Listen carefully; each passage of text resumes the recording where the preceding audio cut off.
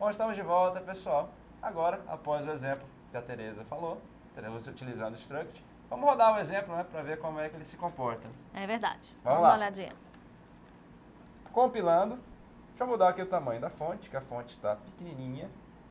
Aumentando o tamanho da fonte para ficar melhor para a gente ver, beleza. Olha só, nome. Vou colocar meu nome, já que é o que estou digitando. Deixa eu inverter aqui. Alexandre, beleza. Um código, colocar 1, 2, 3, 4, 5, 6. Quantidade, olha só, o meu produto é Alexandre, que legal. Quantidade 3, apesar de só ter um aqui. Valor da compra, bom, inestimável valor, mas já que tem que colocar um valor, vou colocar 100. E revenda, 200. Beleza, olha só, era só para exemplificar, exibir os dados que eu acabei de digitar em cima. Código 1, 2, 3, 4, 5, 6.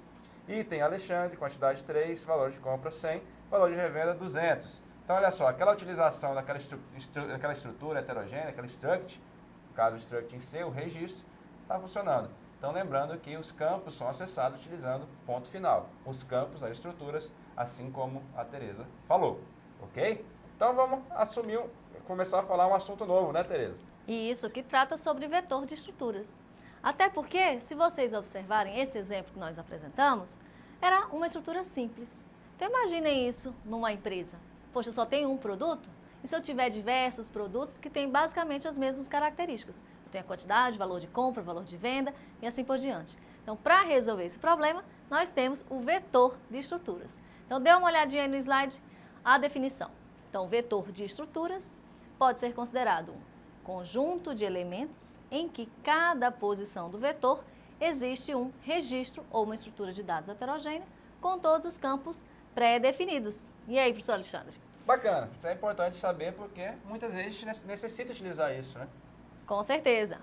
E aí, por exemplo, a gente pode utilizar, então, já sabemos que um registro, um struct é um novo tipo de dados. Então, se é um novo tipo de dados, e ele é um tipo de dado assim como inteiro, float, char, por que não criar um vetor de registro? A gente já utilizou vetor de inteiros, vetor de reais, vetor de char, que é uma string, até matrizes, né? Então, na verdade, como é um novo tipo de dados, a gente pode utilizar assim para fazer vetor com uma dimensão ou várias dimensões, da mesma forma que a gente utiliza os outros tipos de dados. Beleza? Então é importante observar isso. Então vamos dar uma olhadinha como é que a gente faz isso, né? Vamos ver aí. Sintaxe, então. Então, olha só. Como que a gente declara um vetor de um tipo de registro que a gente cria. Então, lembrando que coloca-se primeiramente a palavra reservada struct, isso na declaração desse vetor de registro.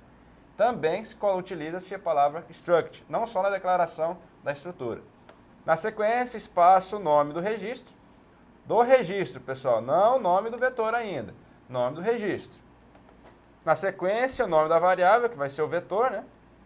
E depois o tamanho desse vetor, entre colchetes. Nunca se esqueçam que vetor entre colchetes. Tamanho entre colchetes, ponto e vírgula para finalizar. E aqui a gente tem um exemplo embaixo de declaração. Struct, espaço, produto, é o nome do registro. Produto é o nome do registro. Vetor é o nome da variável, no caso, que tem quantas posições? 10 posições de qual tipo? Do tipo produto. Então, olha só. Struct, produto é um tipo de dados, ok? Não confundam. Struct, produto é um tipo de dados. E vetor é o nome da variável que tem 10 posições. Se é uma variável com várias posições, torna-se um vetor. Isso, relembrando que neste caso, como são 10 elementos, vai começar de 0 até o 9. Vamos dar uma olhadinha, ver como que fica isso de uma forma gráfica? Então vamos aí ao próximo slide. Então nós temos aí o vetor, que é a nossa variável. Observem que ele começa na posição 0 e vai até a posição 9 desse meu vetor, dessa variável que nós acabamos de criar. Observe que cada posição ela vai ter a mesma estrutura, que nós criamos um vetor de estrutura. Então, para exemplificar um elemento desse vetor, né, nós estamos apresentando aqui quais são os campos dessa estrutura. Então, nós temos o código, que é inteiro, nós temos o nome, que ele é string, quantidade também é um tipo de dado inteiro e temos os campos de valor de compra e valor de venda do tipo float. Então, essa mesma estrutura vai se repetir por todos os elementos desse vetor, de 0 a 9. Nós temos aí, então, 10 elementos, num vetor e cada posição, cada elemento, cada índice do vetor possui essa estrutura toda, que é um tipo de dado heterogêneo. Não é mesmo, professor Alexandre? Sim, e como é que a gente faz para acessar cada uma dessas posições? Bom, já sabemos como fazer isso no vetor. Será que tem alguma diferença? Bom, acho que não, né? Vamos ver Tem só aí. mais um detalhezinho, né? Claro. Então, no vetor de registro é necessário, então, especificar a posição ou índice, assim como nos outros vetores do elemento. E também, olha aí o detalhe, e também o campo do registro. Então, a gente acabou de declarar aí um vetor chamado vetor, né? Lá no exemplo está vetor chamado vetor. Então, a gente coloca vetor, posição 1, por exemplo, ponto, e aí o campo. Ok? Então, depois de especificar qual é a posição do vetor, ponto final e o campo que a gente vai acessar.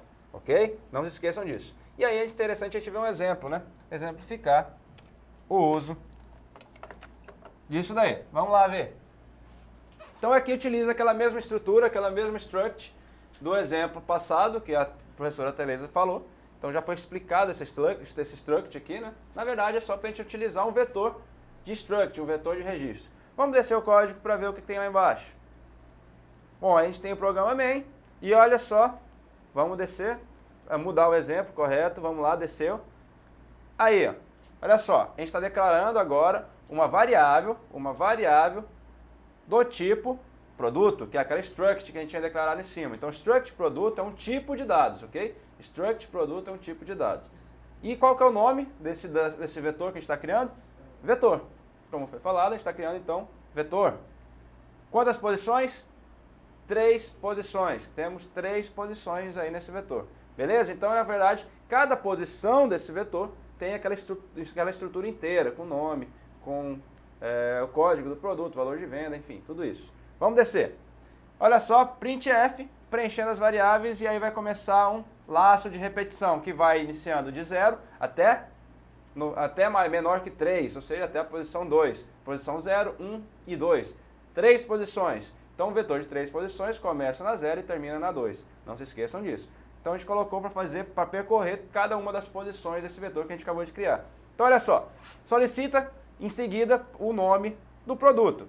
Olha embaixo, pegando aqui com fgets, a entrada do produto. Vetor.nome. Qual a posição? Posição i, que é especificada exatamente pelo laço de repetição. Depois, solicita o código, entrada do código. Olha só, código é inteiro, porcentagem D. Qual a posição? A posição I. Então, olha só, reparem o seguinte, isso aqui que é importante observar. A posição é referente ao vetor.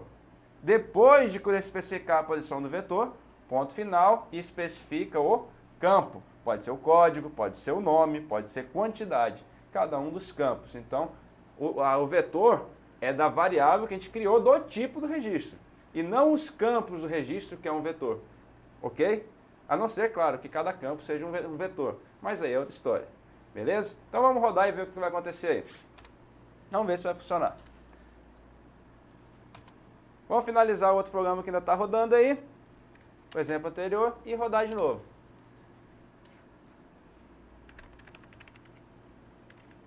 A fonte está um pouquinho pequena, acho que não está dando de enxergar direito. Vamos aumentar a fonte aí de novo. Não está salvando. Ok, mudamos a fonte. Vamos lá, digitar o nome do produto. Teste 1, código 123, quantidade 1, valor de compra 100, valor de revenda 200. O próximo produto, teste 2, código 234, quantidade 1, valor de venda 50, revenda 100. E o último, teste 3, código 1, deixa eu subir aqui, 1, quantidade 12, valor de compra 30 e de revenda 50. E aí vai imprimir os dados. Olha aí, imprimindo todos os dados corretamente. Então a gente utilizou o vetor de estrutura para entrar os dados, imprimir e podemos utilizá-los normalmente. É isso, né, Tereza? É isso. A gente volta daqui a pouco.